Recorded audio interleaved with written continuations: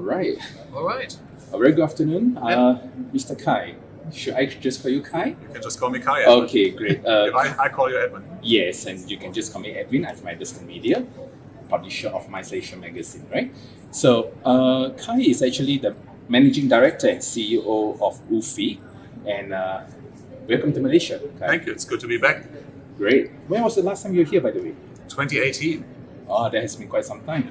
There was a little pandemic in between, but now I'm glad to be back.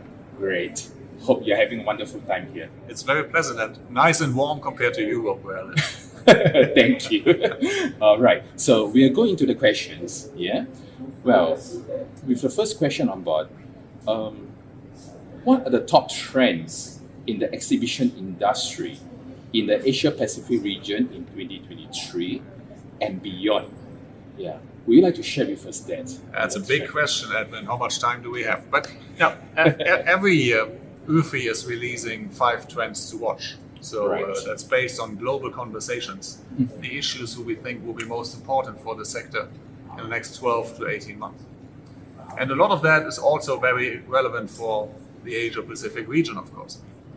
It is about focusing on what we do best, building the meeting places and the marketplaces for industries, and not getting too much drawn into the issues around recession or the issue around inflation or the issue around the war in Europe. We know how to deal with business situations and we can overcome them. And we should focus on providing value to our customers with the trade shows we organize. Staffing is and remains a key issue. The threat of climate change is and remains a key issue. And we need to find our answer as an industry. But in regards to Asia, I think we're all waiting to see if and how China will reopen to the events industry and to international travelers.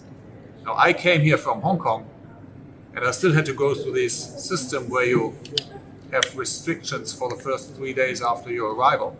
And as we speak today, on the day when they have lifted that in Hong Kong, that is a big step forward. So, but a lot will depend on if and when China reopens. And the slow opening of China's borders essentially means also the return of Chinese exhibitors and businesses to trade shows all around the world. So this goes in both directions.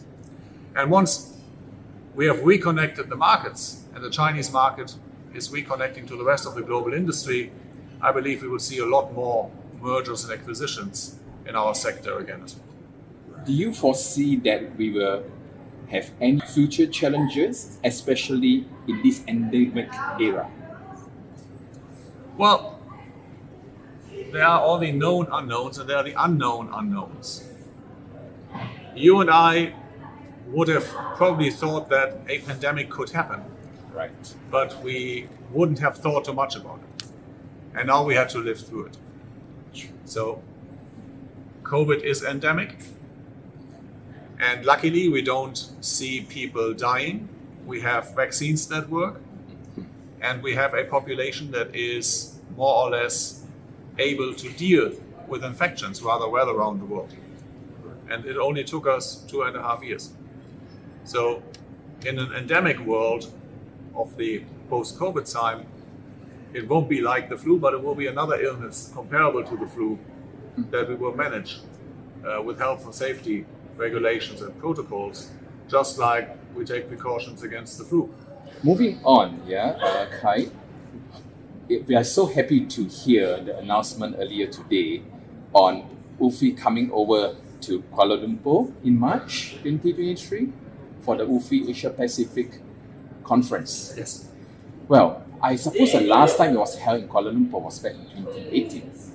And would you share with us on the decision making?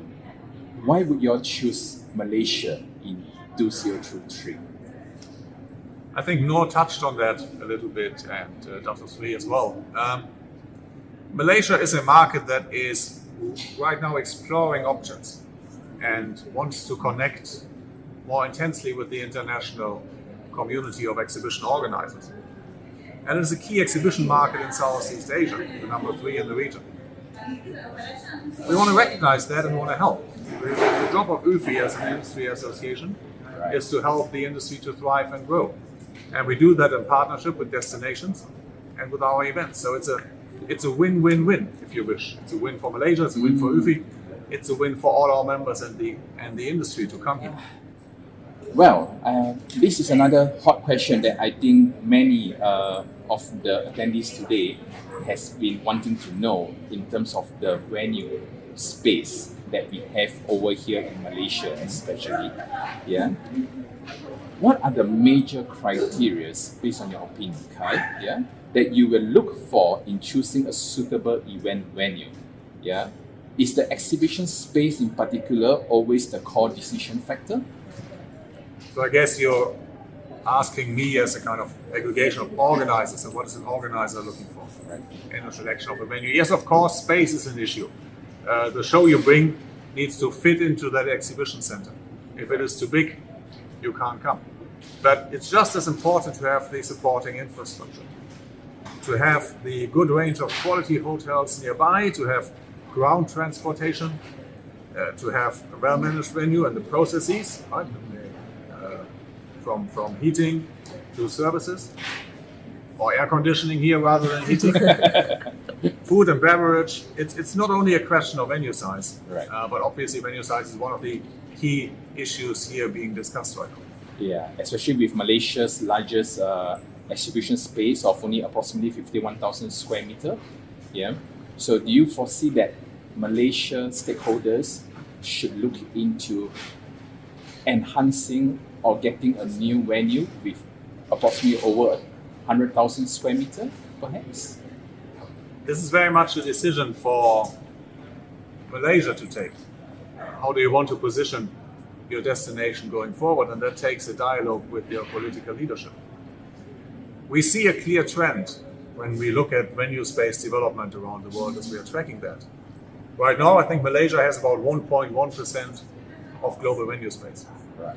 Your largest venue has 52,000 square meters.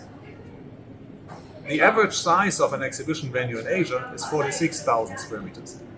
And that's the largest average size in any region in the world.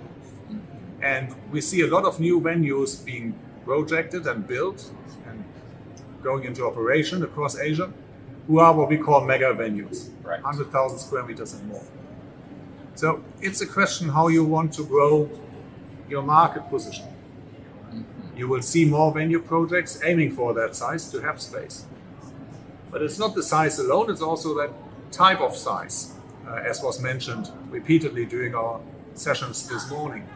It's not just about having an exhibition hall, it's about having multifunctional space indoors and outdoors that can serve a maximum of different needs as the format of exhibitions will continue to evolve and to change.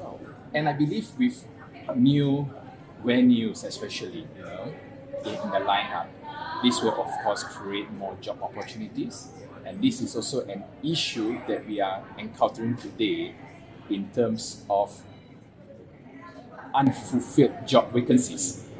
Right. So you're not alone in that. Everybody around the world has the same problem. Yeah, and this also will have a contradiction with the skill set that actually we have today. This leads me to the next question, which is actually in regards to the recent MOU signing within UFI and MyCEB for the UFI Certified Professional or UCP qualification in Malaysia. Yeah, what will be your targeted number of UFI professionals in Malaysia, especially? Yeah, within at least perhaps the next 3 years, I would say. And what skills do you think that Malaysian exhibition partners should equip in order to be able to obtain business opportunities globally? Now, the beauty of the UFI Certified Professional program is that it combines a basic programming that we call the Exhibition Management School with modules on specific skills or challenges for a designated market. Right. So again, it will depend on how Malaysia wants to skill and scale skills. If that is around digital opportunities, if that is around service levels, if that is around security and IT safety, they're very different markets taking very different journeys. As to the numbers, there's a maximum size that we will have in a class of UCP students to make sure that we can do proper learning. Right. And then it's the question how many classes can we run and how many candidates will MyCEB and the industry identify for that training.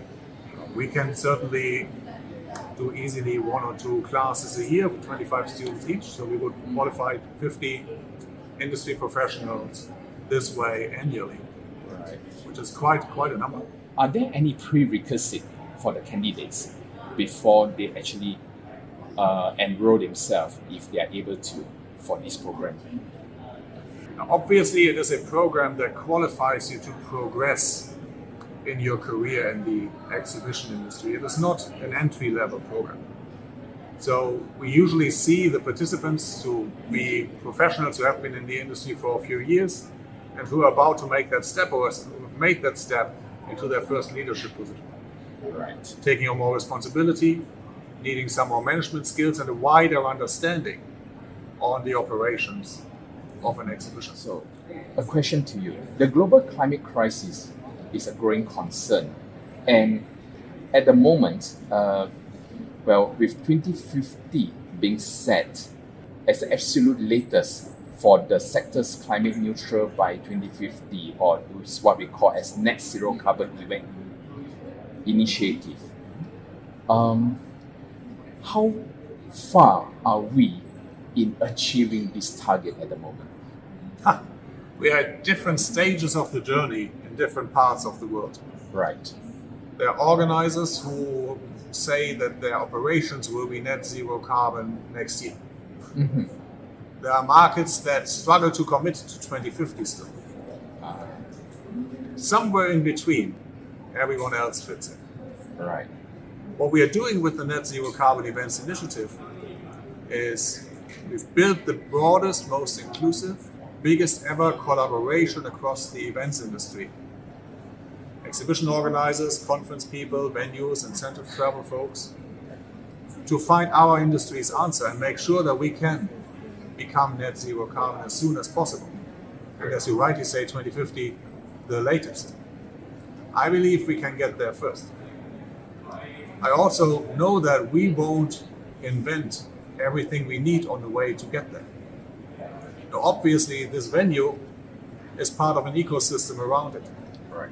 And there are elements that the venue cannot sort or the organizer cannot sort that needs to be sorted in the hospitality part or in the travel part. Mm-hmm. So the key is that through working with the United Nations on that global level, by going to the global climate conferences, we can facilitate the dialogue between the industries so that everyone can focus on their respective share. Right. So we as an industry will know how to reduce the carbon footprint of what is happening inside the hall. We can change how we source the energy. We can change how we deal with waste. Right. The carpets are a big discussion. Avoid landfill. We can incentivize customers using low carbon transports to the venue. Right. We can penalize exhibitors behaving in a non-sustainable way by charging them an extra fee. Has that already been implemented? Oh yeah, all of what I'm saying is happening somewhere on the planet.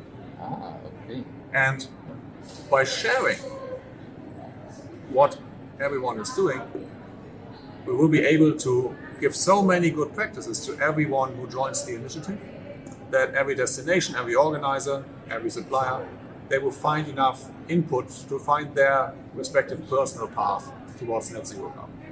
Right. And that's why I am super optimistic we will get there, because our industry is built around collaboration and is there to bring people together to progress. Right. And let's just use our superpower for ourselves. Great. So the key word here is a collaboration. Superpower. Superpower. But, and we do receive some inputs that many organizers today are considering a quick fix to this issue where they go digital. Yeah. So do you think digitalization of the program or the business event industry in particular is going to be a quick fix to this climate issue? It's going to be a quick fix to your business because you will go out of business. Digital is a tool. It's an asset. Digital will make us better as an industry and allow us to serve our customers better. If you look at the greenhouse gas emissions of the server farms of cloud service providers, we are the good guys with the physical events. Right. Our share of greenhouse gas emissions is smaller than the one of IT-driven server farms. So it is too easy to say, let's stop meeting in person and all problems are sorted. Right. So this is something that is not going to be possible in the near future. Yeah? It won't solve the problem. Right. Great. So, and to the last part of it, Kai, your final words, yeah? Looking forward in terms of the future aspect, what progress and developments would you hope and expect to achieve for the next few years ahead in regards to the BE industry? For us to show that we move on the journey to net zero carbon, I think this is vital for us to retain our license to operate as an industry, to make sure we are seen as part of the solution of the climate challenge. And that will also help us with our other big homework we have to do, and that is to help governments, policymakers, to understand that we as the events industry are not a sub-segment of tourism, but that we are a strategic asset for every government, for every destination, for every institution to drive their agenda, to implement their policies, and to really change the way we are seen as an industry with governments and policymakers. Yeah, and that is another big thing about the policy division in the placement of the business event industry out of the tourism component, right? I don't want to talk down the impact on tourism. Don't get me wrong, and of course everything everyone will do to help us do a better job, as the events industry will have all these tourism benefits. People will travel and they will stay and there will be the economic impact. But this is maybe this much or this much that we have to give as an industry. Definitely. All right, ladies and gentlemen, so that's all we have with Kai Hattendorf today, Managing Director and CEO of UFI. Thank you so much for your time, Kai. It's a great pleasure having you here today. Thank you, Edwin, and I look forward to seeing you again in March when we come with our Asia Pacific conference. For sure. We'll catch you then. Thank you.